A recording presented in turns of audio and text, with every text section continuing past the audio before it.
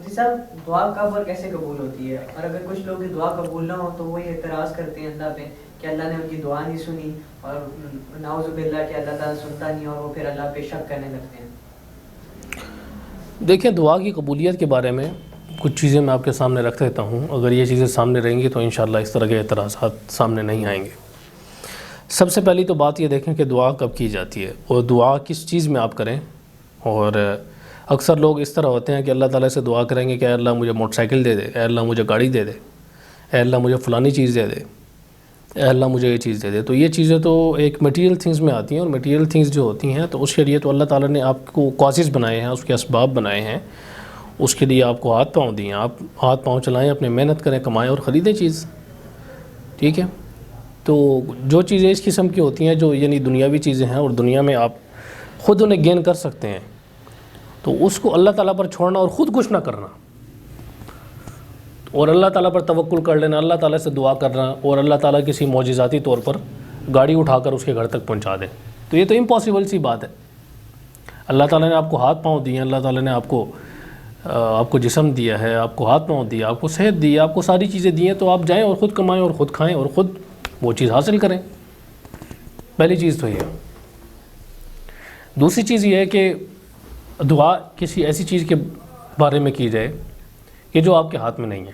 مثلاً آپ کی صحت ہے، اب دیکھیں انسان اپنی صحت خود اپنے ہاتھ سے بگاڑتا ہے پہلے، آج کے دور میں اکثر و بیشتر اسی طرح ہوتا ہے، اللہ ہے کہ کچھ چیزیں ایسی ہوتی ہیں کہ کچھ بیماریاں ایسی ہوتی ہیں کہ جو اچانک ہی انسان کو آ کر لگ جاتی ہیں، لیکن 95% آج کے دور میں جو بیماری ہیں وہ لوگوں کی اپنی کرتوتوں کی وجہ سے ہوتی ہیں۔ مثلاً دل کی بیماریاں، جو آپ کی ہارٹ کی آرٹریز ہیں وہ بند ہو جاتی ہیں، بلاک ہو جاتی ہیں، وہ کس وجہ سے ہوتی ہیں؟ اس کی وجہ یہی ہوتی ہے کہ آپ الٹی سیدھی چیزیں کھاتے ہیں، شوگر کا بے دریغ استعمال کرتے ہیں، آپ کولیسٹرول کو کنٹرول نہیں کرتے، آپ ایکسرسائز نہیں کرتے، تو اس طرح کی کافی ساری چیزیں ایسی ہوتی ہیں کہ وہ وجوہات بنتی ہیں آپ کی اپنی بیماری کی۔ اس کے بعد پھر انسان اللہ تعالیٰ سے دعا کرتا ہے کہ اللہ میری اس بیماری کو ٹھیک کر دے، یعنی اپنے ہاتھ سے کیا ہوا کام خراب اور انسان اللہ تعالیٰ کے اوپر چھوڑ دے، اور پھر یہ کہ جی اللہ تعالیٰ میری دعا نہیں قبول کرتے۔ دوسرا پوائنٹ تو یہ ہے اس سلسلے میں کہ آپ جو اپنا کام خراب کرتے ہیں، اپنے ہاتھ سے کیا ہوا کام خراب ہے، تو اس کو ٹھیک کرنے کا بھی ذریعہ وہی ہے، ٹھیک ہے نا۔ وہ چیز irreversible نہیں ہے، وہ چیز ریورسیبل ہے، لیکن اس کے لیے ایک طریقہ کار ہے، ایک پروٹوکول ہے دنیا میں، اس کو فالو کریں گے تو ریورسیبل ہے، وہ ریورس ہو سکتی ہے۔ اللہ ہے کہ کچھ چیزیں ایسی ہوتی ہیں کہ وہ ساتھ اس کے یعنی آپ یہ سمجھیں کہ امدادی طور پر ساتھ شامل ہو جاتی ہیں، مددگار ثابت ہوتی ہیں، جس طرح قرآن مجید کی تلاوت ہے، اگر انسان اپنا دوائی وغیرہ کا بھی سلسلہ کر رہا ہے اور اس طرح کے سارے سلسلے ہیں، اس کو ریورس کرنے کی جو جتنے بھی اس ٹائم موجودہ چیزیں ہیں، موجودہ اسباب ہیں، ان کو اختیار کرتے ہوئے تو ساتھ ساتھ انسان قرآن مجید کی بھی تلاوت کرتا ہے، کیونکہ قرآن مجید تو شفا ہے، اور اس طرح کے اعمال وغیرہ کرتا ہے، تو اس کے ذریعے اس میں مزید انسان کو جلدی بہتری ہوتی ہے۔ لیکن یہ ہے کہ انسان بیٹھا رہے اور صرف اسی پر توکل کرے، توکل ہے نا، یہ توکل کا کیا مطلب ہوتا ہے کہ اللہ تعالیٰ پر مکمل بھروسہ کر لیا، دعا کر کے کسی بھی طریقے سے۔ توکل کے بارے میں آپ کو میں ایک حدیث سنا دیتا ہوں، صحیح بخاری کی روایت ہے، اس میں آپ صلی اللہ علیہ وسلم نے فرمایا کہ لو انکم تتوکلون علی اللہ حق توکلی، کہ اگر اللہ تعالیٰ پر ایسا توکل کرو کہ جو اس کا توکل کرنے کا حق ہے۔ کیا حق ہے وہ اس سے اگلے پارٹ میں حدیث میں آتا ہے کہ جس طرح پرندے صبح نکلتے ہیں خالی پیٹ اور شام کو پیٹ بھرے ہوئے گھر میں واپس آتے ہیں، تو اس روایت میں آپ دیکھیں کہ پرندوں کا توکل، آپ دیکھیں کہ آپ صلی اللہ علیہ وسلم لوگ انسانوں کو توکل سکھا رہے ہیں جس طرح پرندوں کا توکل ہے۔ پرندوں کا توکل کیا ہوتا ہے؟ پرندوں کا توکل یہ ہوتا ہے کہ توکل تو اللہ تعالیٰ پر ہے، ان کا بھروسہ اللہ تعالیٰ پر ہے، لیکن گھونسلوں میں تو نہیں بیٹھے ہوئے وہ۔ آپ صلی اللہ علیہ وسلم نے فرمایا صبح کے وقت خالی پیٹ نکلتے ہیں وہ، شام کے وقت خالی پیٹ بھرے ہوئے پیٹ واپس آتے ہیں۔ تو صبح کے وقت نکلتے ہیں نا، وہ یہ تو نہیں ہے کہ گھونسلوں میں بیٹھے ہوئے اور توکل کیے اور جی اللہ تعالیٰ ہمیں دانہ پانی پہنچا دے اور ہم دانہ پانی کھائیں اور پیٹ ہمارا بھر جائے، یعنی وہ کام کرنا بھی ہے آپ نے، اس سبب کو بھی اختیار کرنا ہے اور ساتھ ساتھ توکل اللہ تعالیٰ پر کرنا ہے۔ اب یہاں پر کوئی یہ بات کرے گا کہ اگر وہ کام ہی اختیار کرنا ہے تو پھر توکل کی کیا ضرورت ہے؟ توکل کی ضرورت اس وجہ سے ہے، اور یہ دونوں چیزیں لازم و ملزوم اس وجہ سے ہیں ایک دوسرے کے ساتھ، کہ جو توکل ہے وہ اس وجہ سے ضروری ہے کیونکہ اس سبب کو ہی بنانے والی ذات اللہ تعالیٰ کی ہے۔ کئی دفعہ اس طریقے سے ہوتا ہے کہ ایک کام آپ سبب کے تحت صحیح کر رہے ہیں، میتھڈ آپ کا ٹھیک ہے، سب کچھ صحیح ہے، لیکن اس کا نتیجہ نہیں نکلتا۔ کئی دفعہ اس طرح ہوتا ہے، اور کئی جو میڈیکل ڈاکٹرز ہیں ان کو بھی سمجھ نہیں آتی کہ ہمیں سمجھ ہی نہیں آ رہی یہ ہو کیا رہا ہے. کئی دفعہ کوئی بیماری نہیں پکڑی جاتی, ٹیسٹ سارے کروا لیے آپ نے, وہ بیماری نہیں پکڑی جا رہی, کیا مسئلہ ہے؟ لوگ سمجھتے ہیں جادو ہے, یہ مسئلہ ہے, یہ مسئلہ ہے.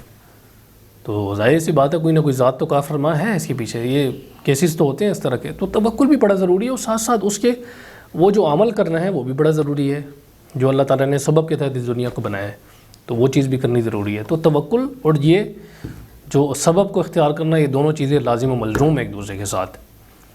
تیسرا پوائنٹ تو یہ ہو گیا. چوتھا پوائنٹ یہاں پر یہ ہے کہ جو چیزیں اس طرح کی ہیں, کیونکہ انسان کی جو ابدی کامیابی ہے وہ تو اخروی کامیابی ہے. آپ صلی اللہ علیہ وسلم کو دیکھیں تو کیا آپ صلی اللہ علیہ وسلم اللہ تعالیٰ سے میٹیریلسٹک چیزیں مانگتے تھے؟ تو کیا آپ صلی اللہ علیہ وسلم دنیاوی چیزیں مانگتے تھے؟ نہیں, آپ صلی اللہ علیہ وسلم کامیابی مانگتے تھے, آخرت کی کامیابی.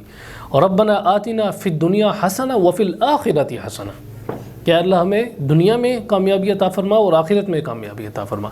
آپ صلی اللہ علیہ وسلم نے خود فرمایا, روایات میں مضمون آتا ہے کہ آپ صلی اللہ علیہ وسلم نے فرمایا کہ جو شخص یہ کہے کہ ربنا آتنا فی الدنیا حسنہ, کہ اللہ ہمیں دنیا میں ہی کامیابی عطا فرما, تو وہ برباد ہو وہ شخص. روایات میں اس طرح کا مضمون آتا ہے.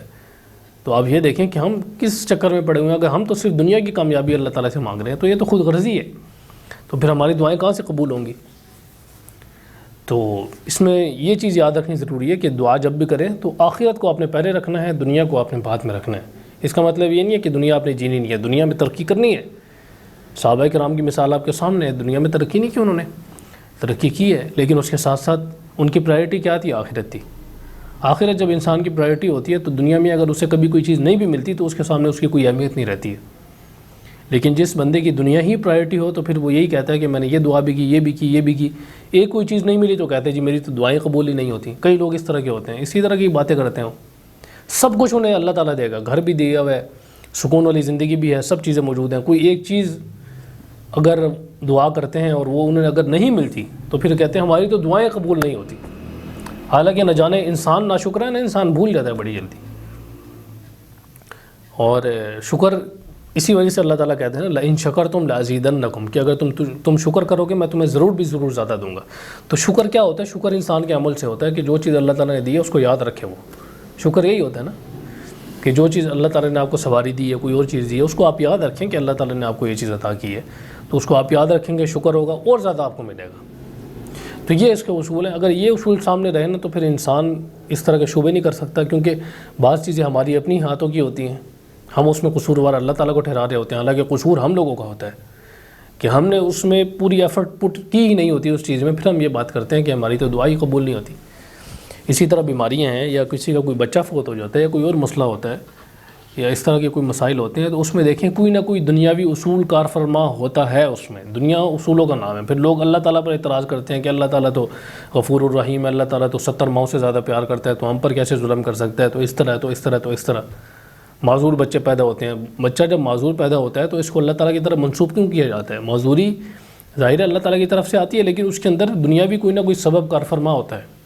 ٹھیک ہے, تو اگر ہم ان چیزوں کو کھول کے دیکھیں نا تو ہم ان چیزوں کو بڑی آسانی سے سمجھ سکتے ہیں کہ دنیا میں جو چیزیں ہوتی ہیں, یا ایک چیز ہوتی ہے, دوسری چیز, تو اس کا سبب کوئی نہ کوئی یہاں پر موجود ہوتا ہے, اور اکثر و بیشتر ہمارے اپنے ہاتھوں کا ہوتا ہے وہ سبب.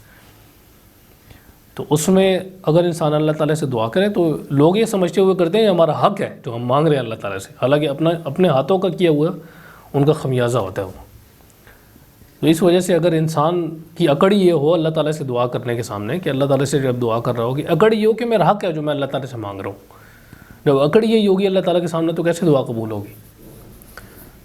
بہرحال دعا کی قبولیت کا باقی اور بھی اس کے اندر کافی سارے ایلیمنٹس ہیں, کہ جیسے اخلاص کا ہونا, اور آپ کتنی اللہ تعالیٰ سے دعا کر رہے ہیں یہ بھی ہو سامنے. تو یہ ساری چیزیں اس میں آتی ہیں. تو بہرحال بات کافی لمبی ہوگی ہے, تو اس کے اندر یہ کچھ پوائنٹس ہیں, یہ اگر سامنے رہیں گے تو انشاءاللہ بات کلیئر رہے گی.